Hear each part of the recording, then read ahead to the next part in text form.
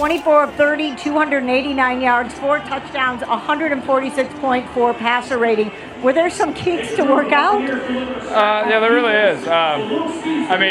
We started out, luckily Chase McLaughlin's really, really good, but for an offense, we had too many field goals. I really feel like we should have finished stronger in the red zone.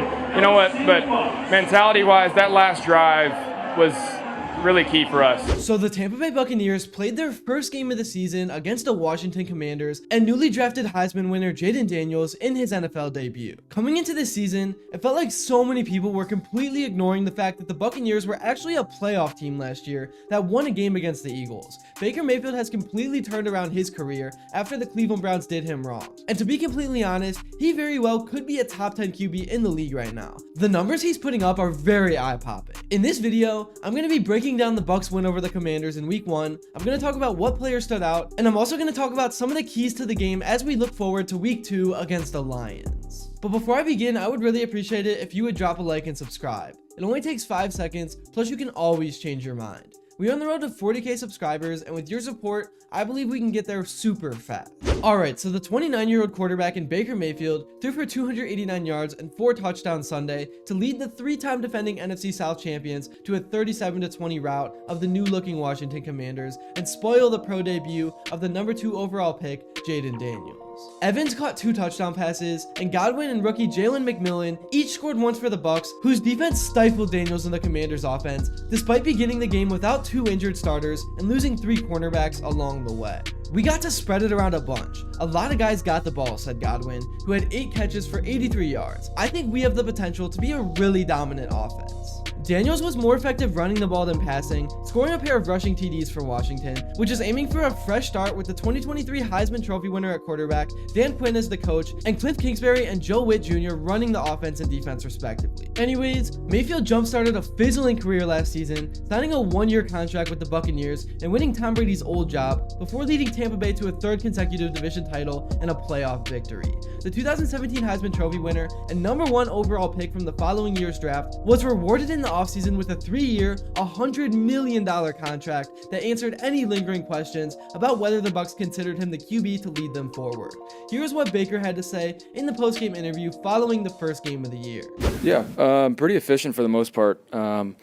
Mentioned it right off the field. We just had to be more efficient in the red zone in the first half. Luckily Chase is pretty dialed in, so it's getting field goals out of that. We'll take points always, but we'd love to be able to score touchdowns. But yeah, guys were really efficient. For the most part, yeah, ball distributed, based on where the defense was dictating. So our guys, they just have to be ready, and they were.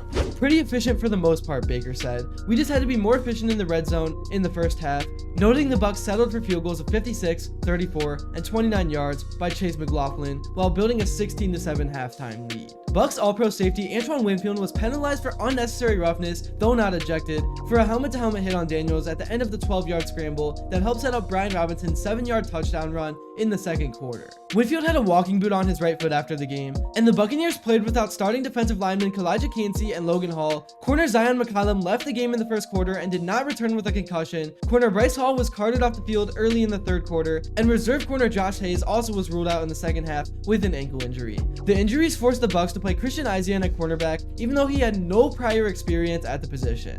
Pretty crazy stuff.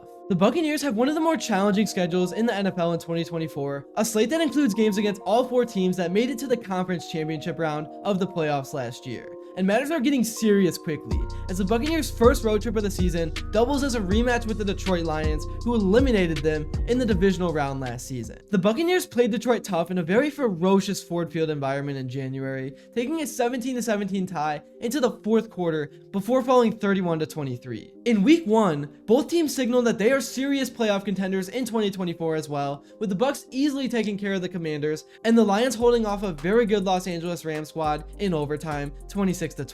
On Sunday, both teams will have an opportunity to demonstrate where they stand in the NFC hierarchy. They're very balanced, they're very strong up front, said Buccaneers head coach Todd Bowles. They can beat you both ways, running the ball or throwing the ball. They're a very physical team, very fast on the outside, very fast in the backfield, very athletic at tight end. They can beat you a bunch of ways. They don't have one way to beat you, you've got to be sharp on all accounts. defense. Anyways, moving on, let's get back to the Buccaneers' first game and go over some of the different areas of the team. So the offensive line had an up and down performance, particularly in the run game. However, rookie Graham Barton showed promise at center, needing more game experience, but not being overpowered in the trenches. This unit is expected to improve as the season progresses. Defensively, the Buccaneers performed well despite injuries. Vita Vea was of course a standout, as he always is, causing disruption even if it didn't show up on the stat sheet. His interior pressure really rattled Daniels, and Joe Tryon-Shoyinka and Yaya Diaby also had some impressive moments, though containment was occasionally an issue.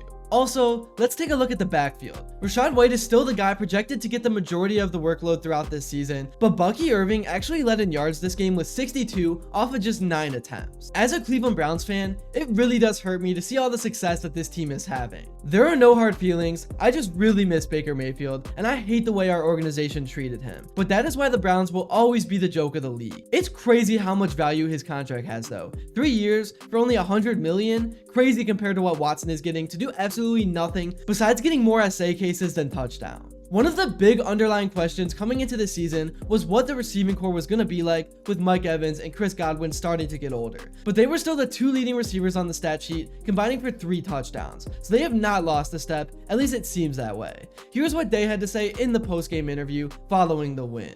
We saw a lot of the looks that we got in practice. So that's always good to see. Had a great week of preparation for these guys, two weeks actually, and we came out and executed. Left some things out there, but got the W. You talked a lot during the preseason and training camp about how you kind of felt like this offense was starting maybe a step ahead than you did last year, especially with Baker back, the connection that he has with the wide receivers. How did that come to light tonight? I mean, obviously showed. I think all the receivers got all the touchdowns, which is cool. I love that. I'm really not sure why the media doesn't talk about this team at all, because we are going to get to January, and they are sneakily going to be a 10 or 11 win team, waiting for vengeance in the playoffs. You already know Baker is motivated, and if the defense can get healthy and play like they usually do at their best, this is a team that can beat anyone in the league if they get them on the right day. That's really all I have to say for this video. Thank you all so much if you made it to this point, and if you enjoyed it and haven't yet, please be sure to drop a like and subscribe, because your support truly does mean the world. Also, let me know what you would like to see next, and until then, I will see you all later.